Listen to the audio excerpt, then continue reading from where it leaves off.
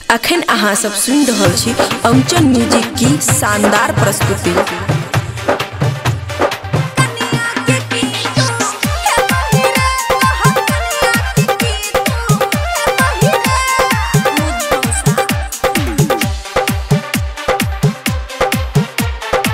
खुशी recording studio बलुआहा। रे हमर जो नहीं भेला रे छौरा, हमर जो नहीं भेला रे छौरा, त कनिया के की तू हे बहिरे, तो कनिया के की तू हे बहिरे। हमर जो नहीं भेला रे छौरा, हमर जो नहीं भेला रे छौरा, तो कनिया के की तू हे बहिरे, तो कनिया के की तू हे बहिरे। डीजे सुमित सतीश रैमा, सुमित सतीश रैमा।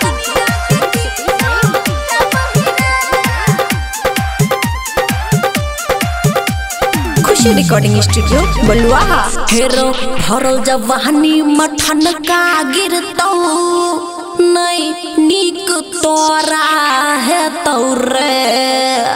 हमारा से वादा तू तोड़ले, हमारा से वादा तू तोड़ले, तो ओकरा से कोना नी भाई बहिरे, तो ओकरा से कोना नी भाई बहिरे।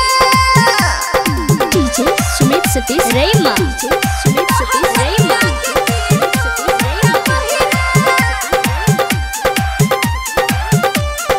खुशी रिकॉर्डिंग स्टूडियो बलुआहा। राइटर बबुआ राहुल सुन ले, खुशी के कानल पर जेतौ रे। घुर के एक दिन फेर तू एबही, घुर के एक दिन हमरा लंग एबही, त कनिया के कोना नी भे बहिरे, तो कनिया के कोना नी भे बहिरे। खुशी रिकॉर्डिंग स्टूडियो बलुआहा।